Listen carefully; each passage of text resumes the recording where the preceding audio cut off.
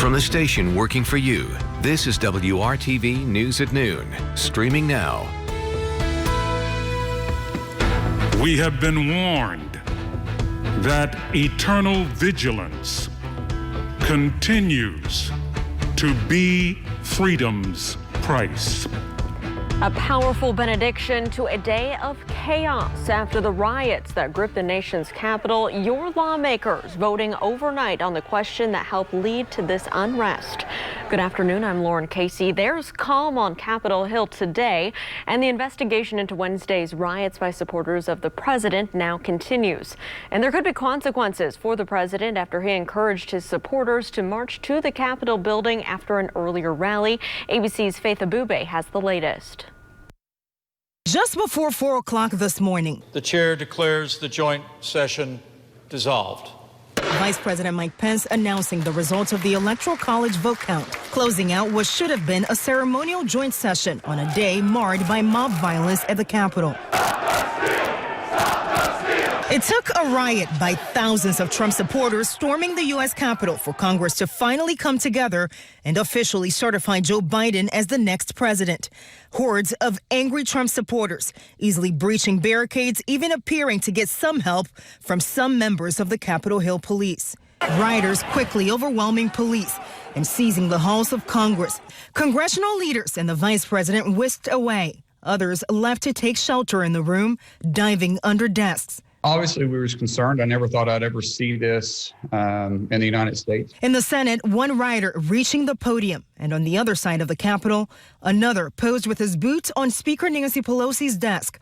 Police also say they recovered 2 pipe bombs near the scene. A state of emergency declared.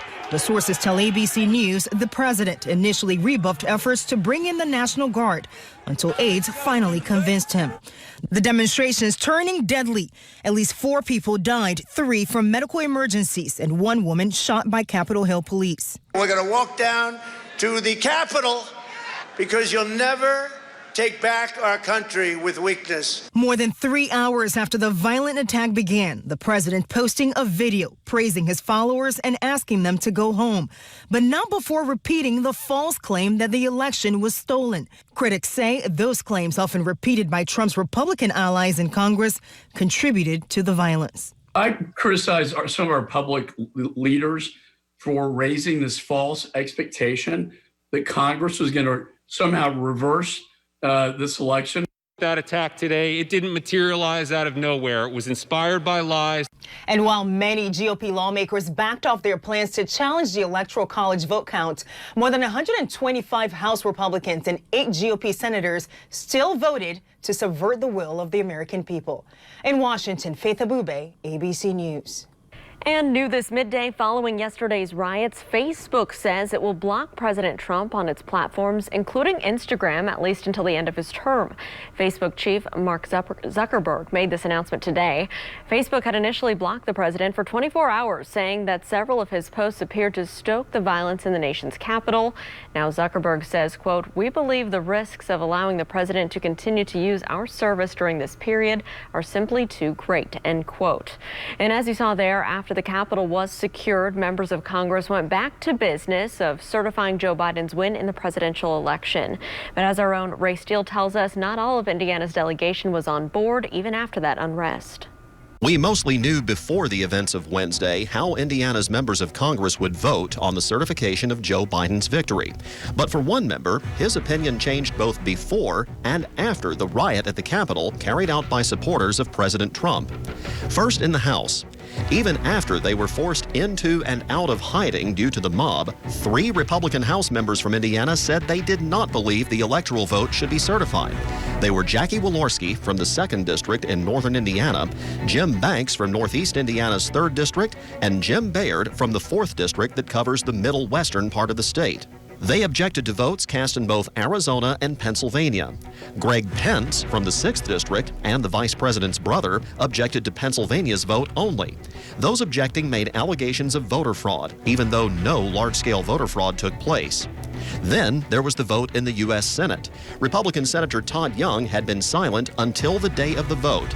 That's when he was caught on video arguing with Trump supporters near the rally that preceded the riot. I value your opinion. I actually share your concerns. I share your conviction that President Trump should remain president. I share that conviction. Yes. The law matters with us. I share that conviction. But the law matters. It doesn't matter with the Democrats. I took an oath under God. Democrats. Under God. Okay. I took an oath. Do we still take that seriously in this country? Senator Mike Braun, on the other hand, went back and forth many times. On December 2nd, Braun wrote an op-ed repeating claims of voter fraud that were not true. Then, after the Electoral College vote in the House, Braun acknowledged that Joe Biden would be the president-elect. Then, less than 1 week ago, another reversal. Even though he said it would be a protest vote, Braun said he would still object to the certification. Here he is signing his objection to Arizona's electoral votes at 12:43 p.m. That's less than an hour and a half before the pro-Trump mob broke into the Capitol. After the riot, Braun changed his mind again. Though he called for an investigation into election irregularities that have not been found, he withdrew his objection. Senator Braun then joined Senator Young in voting to certify Joe Biden as the next president. Working for you, Ray Steele, WRTV. Let's bring it back here at home and talk about our forecast for this Thursday. Todd Clausen is joining me in studio this midday. Todd, what can people expect? A little bit more of the same, yeah, right? You got that right, Lauren. It's cloudy, it's cool, and we don't have much chance of anything in the way of sunshine here throughout the day today. Maybe the clouds will start to thin a little bit here and there like they did yesterday, but overall still mostly cloudy skies. We're in the 30s right now with the exception of 140 in Terre Haute, 37 in Indy as well as Columbus. 38 is the current temperature over in Muncie. And here's the view as you look south past Lucas Oil Stadium. The clouds firmly in place, and that'll be again the case throughout much of the day. What we have going on, there's a pretty big storm system just down to our south. Some snow in St. Louis. The precipitation looks like it's coming towards central Indiana, but it's going to stay to our south. It will not impact us here, with the exception of just the cloud cover that's currently in place already. Temperatures in the 30s throughout the afternoon and into the evening hours.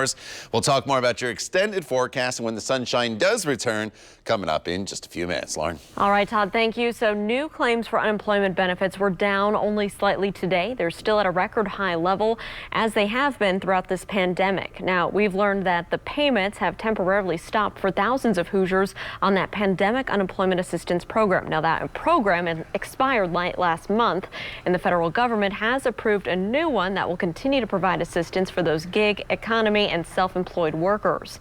However, those payments are not being made yet. A notice from the Department of Workforce Development's website says they're waiting on guidance from the U.S. Department of Labor. Right now, there's no timeline on when that will be. There's just zero transparency on what's been going on, so it's really hard for us to plan. It's hard for us to do anything at this point until we get concrete information on how it's going to be handled. Well, the Department of Workforce Development declined an interview request from WRTV, but of course we'll let you know more just as soon as we learn that. And new this midday, one of the biggest department store chains again feeling the economic effects of this pandemic. Macy's announcing today that it's closing 45 stores permanently by the middle of the year. It's part of a 3-year plan the company had previously announced to close around 125 stores across the country. So far, only additional Macy's store in Indiana that is closing is at the College Mall down in Bloomington. So they say they are finally getting some justice. Next, we'll have an update from WRTV Investigates on why a family took a school system to court almost 2 years ago. We'll be right back. ABC's General Hospital. Welcome back. From WRTV Investigates, the Franklin Community School Corporation has reached an $85,000 settlement following a bullying lawsuit filed in federal court back in 2019. WRTV Investigates obtained the settlement amount through a public records request. In May 2019, we reported a Franklin teenager with special needs filed a 26-page federal lawsuit accusing the district of failing to stop severe and pervasive bullying within its schools. The teen, identified by the initials RN, has autism and attempted suicide several times. Her attorney gave this statement to WRTV, Quote, "We're glad the school district has finally been held accountable for letting a girl with autism be bullied to the point that she tried to take her own life twice. It's unfortunate that it took filing a lawsuit for that to happen, and no amount of money can erase the suffering which she endured. But my client is in a new school and she's doing great. Her parents are happy to put this behind them. Bullying continues to be a serious problem in our schools, especially for kids with disabilities. It's important for parents to report it in writing to school administrators every time it happens." End quote. Well, there were some hiccups at first, but now Hoosier healthcare agencies are trying to pick up the speed on the rollout of the coronavirus vaccine. Coming up, who will be in line for the shots during the next phase of that plan? And let's take a live look outside right now from our tower camera, looking across the Circle City down at Lucas Oil Stadium. You can see it's another cloudy day here. We'll check in with Todd and look ahead to the weekend. It's all coming up right here on the News at Noon. WRTV.com.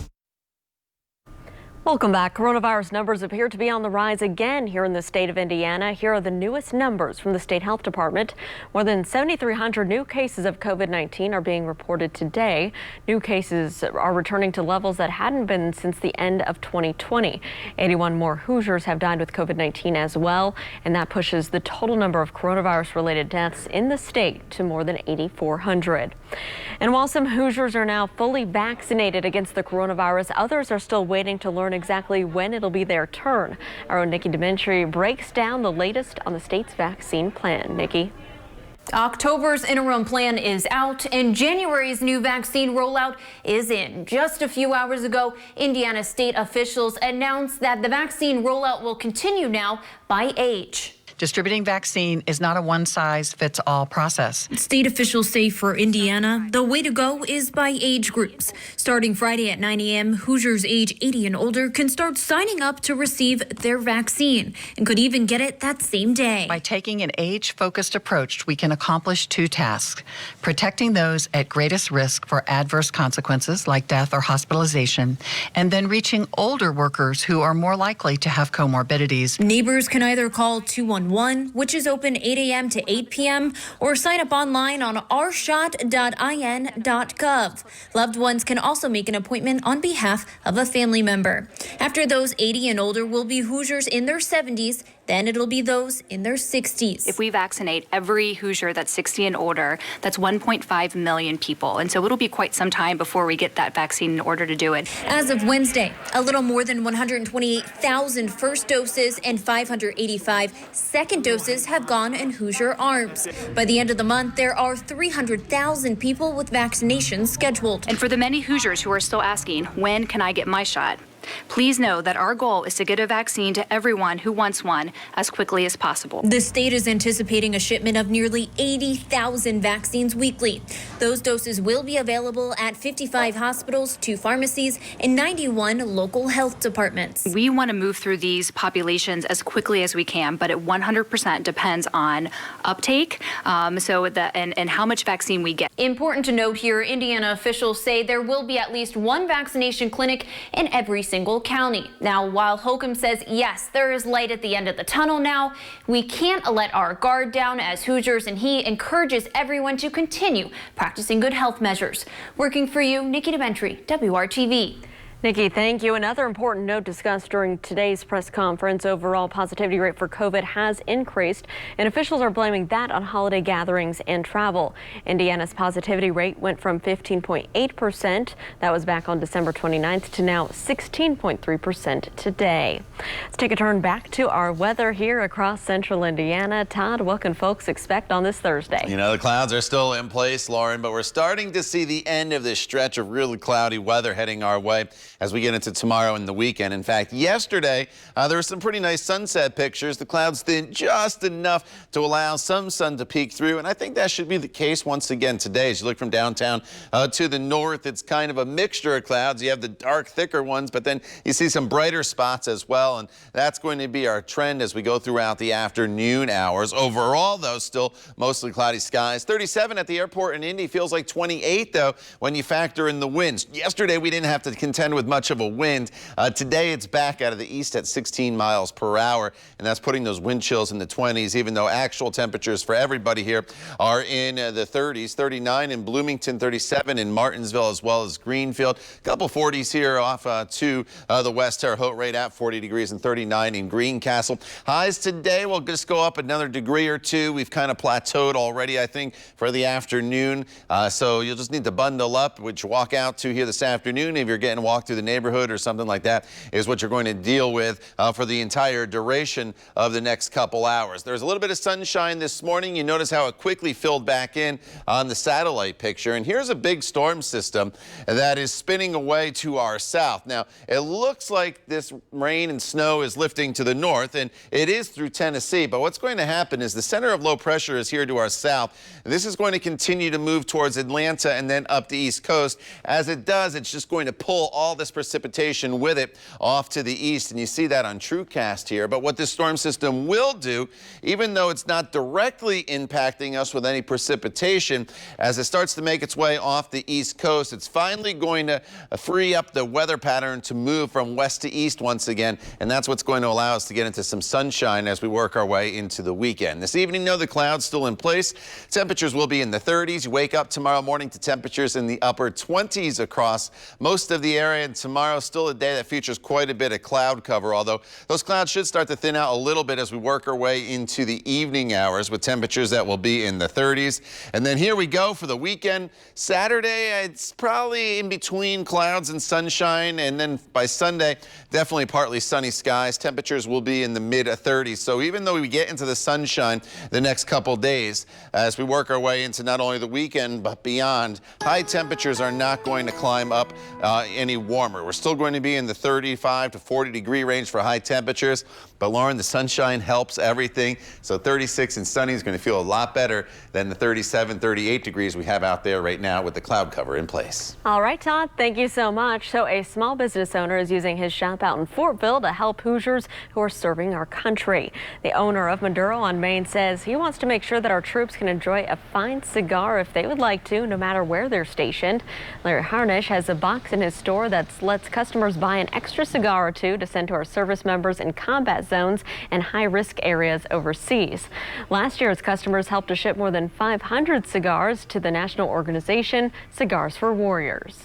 It's such a minor thing to do, and it means so much on the receiving end of it. So there's a lot of donations, a lot of people seeking things. I get that. But if you're ever in a cigar shop, not just myself, there's a couple others around central Indiana. If you see that Cigars for Warriors donation and you got a couple extra bucks, it doesn't matter what the cigar is. It doesn't have to be a $40 cigar. It can be just a $10, $5 cigar, whatever.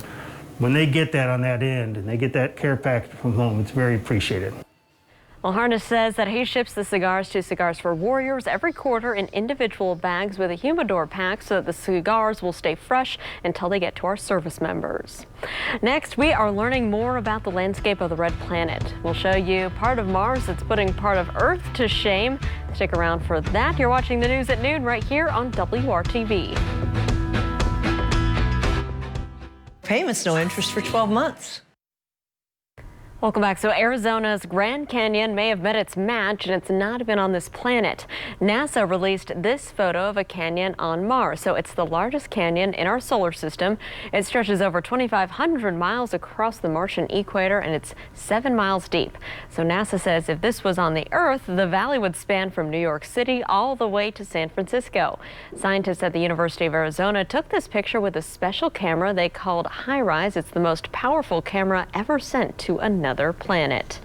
Well, you can hike that, Todd. There you go. That's pretty impressive and awesome, right? I don't know if I'll ever be hiking there, though. I guarantee I won't be hiking there. Yeah. All right, outside right now, we are dealing with lots of clouds. If you're going on a hike or a walk, you just need to bundle up. No threat of any precipitation despite the cloud cover that's out there right now. 35 tomorrow. Clouds decrease a little bit Friday, and then Saturday, especially in the afternoon hours, and then beyond into next week. Partly cloudy skies and temperatures, Lauren, in the mid-30s. All right, Todd, thank you. And thank you for making WRTV your choice for news. We hope you have a great day. See you at 5.